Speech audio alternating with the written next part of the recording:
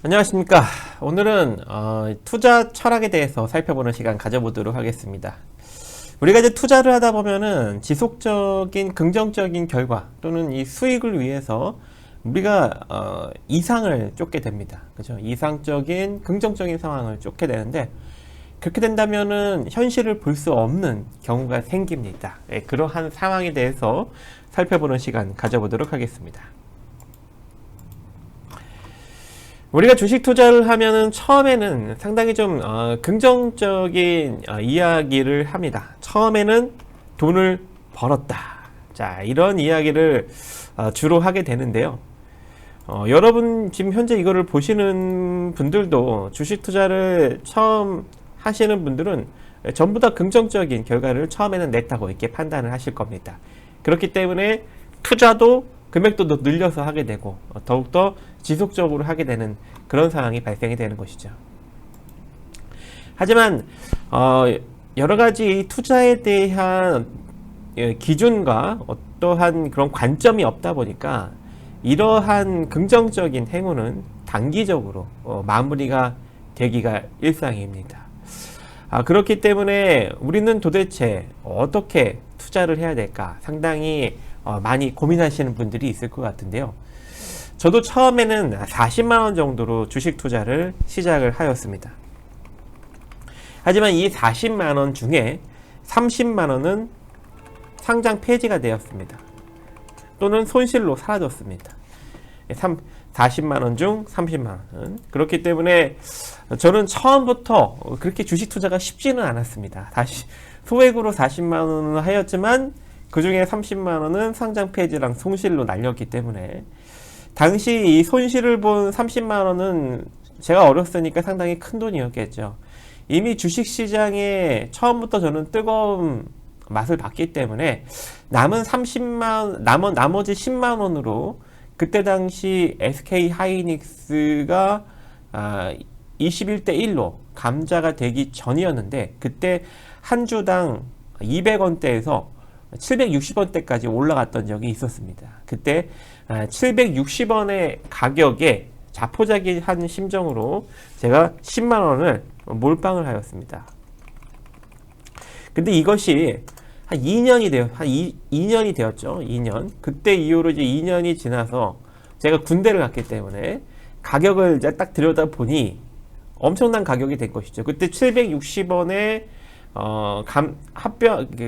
주식이 병합이 되고 한 대략 그리고 나서 주가가 쭈루루룩 올라갔었는데, 그때 당시 대략 한 3만원대까지 주가가 올라갔었습니다. 그래서 그때 당시 계좌를 열어보니 거의 40만원이 거의 다 회복이 돼 있는 그런 격이었죠. 그래서 그냥 그때는 그냥 그 돈은 그냥 가만히 놔두고 지금처럼 뭐 훈장으로 남겨두고 있는 상황인데, 지금 뭐 10만원을 넘기고 있는 SK 하이닉스 주가지만 계속적으로 남겨놓고 있는 상황입니다.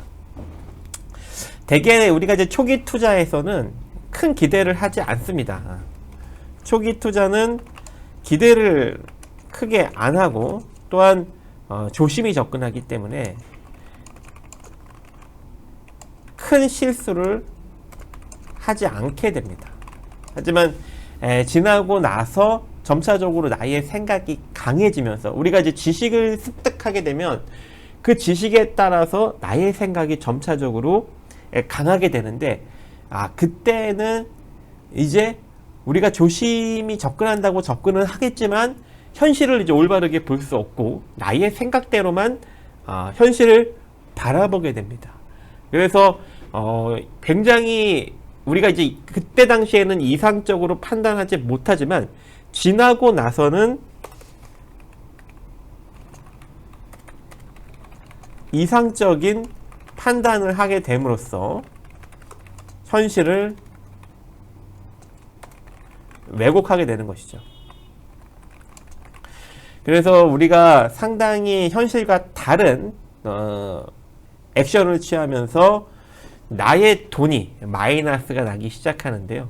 결과적으로 마이너스가 나면서 더욱더 현실을 또 왜곡하게 됩니다. 왜냐면 사람이 고통 속에 들어가고 또 이 두려움 속에 들어가게 된다면 굉장히 근시안적이 되겠죠.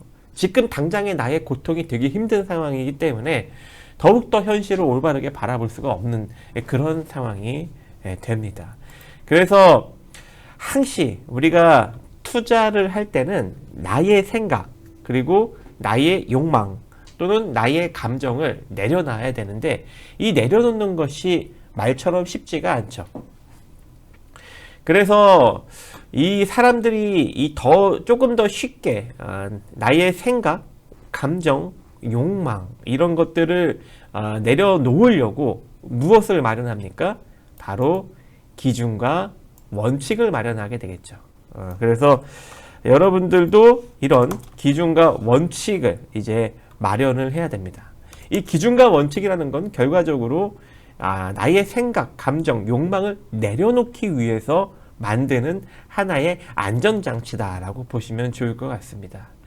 근데 이 기준과 원칙을 마련하는 것들도 상당히 좀 애매모호한 표현이 될 수가 있습니다. 왜냐면 성공하는 사람들의 기준과 원칙을 말로 듣거나 글로 보더라도 솔직히 그것을 쉽게 우리가 행위로 긍정적인 결과를 만들어내기에는 상당히 어렵죠. 그래서 수많은 사람들이 성공한 사람들의 기준과 원칙을 배우려고 가진 방법을 다 쓰지만 그게 쉽지만은 않다. 하지만 그러한 기준과 원칙 중에서 무엇이 됩니까, 여러분들? 여러분들한테 영감을 주는 딱 한 가지라도 있을 수 있습니다.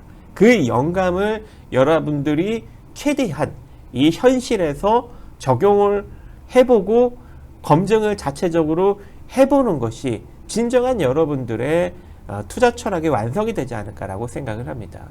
결과적으로 보면 이 기준과 원칙을 다르게 표현을 하면 자신만의 투자 철학의 완성입니다, 여러분들. 그래서 이 기준과 원칙은 철학적으로 성숙하지 않으면 형성이 될 수 없고 최대한 많은 책을 읽고 많은 강연을 들으면서 그 속에서 자신에게 영감을 주는 포인트를 발전시켜야 여러분들의 진정한 투자의 기준과 원칙이 되지 않을까라고 생각을 하게 됩니다. 그래서 여기까지 오늘에 대한 간단한 철학적 강의 마무리 짓고 저는 다음 시간에 더 좋은 내용으로 찾아뵙도록 하겠습니다. 감사합니다.